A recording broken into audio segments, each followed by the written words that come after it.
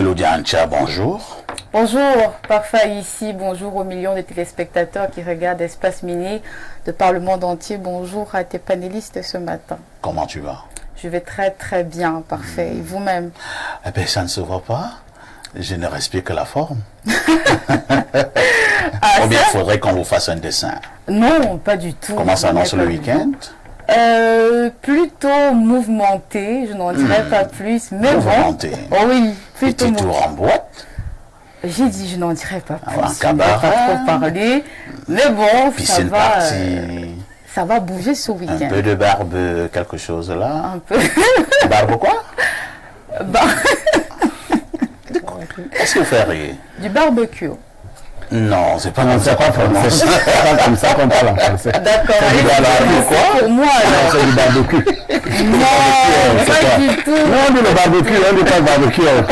C'est le cœur, tu crois.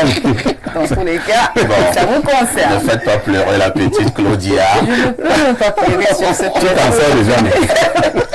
De toutes les façons, quand vous voyez Claudia, la très resplendissante, sachez que nous devons y faire un tour du côté des kiosques. Claudia, que disent les journaux? Parfait, ici, les journaux sont en kiosque ce matin. Nous démarrons avec cette toute première information. On parle de la 5e conférence mondiale du cacao.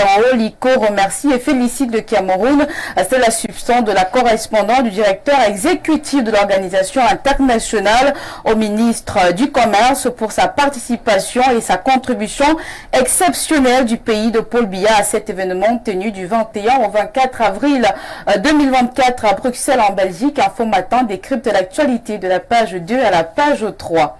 Les prouesses avec le ministère du Commerce se poursuivent avec le témoin. Francis Bonga s'intéresse aux produits brassicoles. Le Mincommerce, fervent défenseur des consommateurs. Luc Magloire Bagatongana n'a pas hésité au cours d'une séance de travail dans son département ministériel à poser une fin de non-recevoir doléances des syndicalistes qui souhaitent augmenter le prix de la bière. L'hôpital central de Yaoundé brille de mille feux grâce à la construction et l'installation de la mini-centrale solaire. Le projet a été financé par le MINE à hauteur de 200 millions de francs CFA. Cette centrale va permettre d'alimenter en cas de besoin les services hautement sensibles de ce centre hospitalier, indique le journal Mutation paru en kiosque ce vendredi. Alors que la journée mondiale du paludisme bat son plein, le jour s'interroge ce matin pourquoi le paludisme fait de la résistance.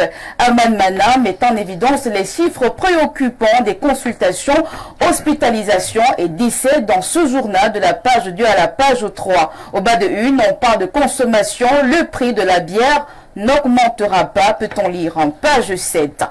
Le quotidien de Jules Brice Ngaba est à l'affiche ce matin. Le journal s'intéresse à la santé, lutte contre l'hypertension artérielle, l'ordonnance de Manaouda Malachi pour réduire la pathologie est à lire dans ce journal. Et puis en éducation, l'université de Berthois présente ses offres de formation au cours des journées de l'orientation académique professionnelle. Le recteur, le professeur Dieudonné Emmanuel Peignem préside la cérémonie. Et puis, grand fraudeur en flagrant délit, Camar Presse présente les chiffres par la fraude sur la consommation de l'électricité au Cameroun. Les chiffres sont évalués à plus de 60 milliards de francs CFA. Et puis, santé publique, Bon François, un phénomène et sa polémique, la page 7 du journal nous renseigne davantage. Dans sa publication du jour, Gouvernance Presse s'intéresse à cette petite boîte au capuchon rouge. Bon François discorde sur fond de tribalisme.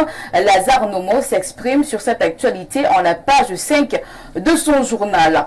La nouvelle expression ne manque pas à l'appel ce vendredi. Le journal fait la chronique d'une désillusion à l'aube de la célébration des 52 ans de l'État unitaire du Cameroun. L'information est à lire en page 3 de cette presse, pareil en kiosque ce jour. Et loin de la désillusion, le journal à capitaux publics Cameroun Tribune est fin prêt pour célébrer la fête de l'unité nationale. Marie-Claire Nana nous informe que lundi, c'est l'apothéose de la 52e édition. Les préparatifs gagnent en intensité sur l'ensemble du territoire national à 3 jours du défilé au boulevard du 20 mai.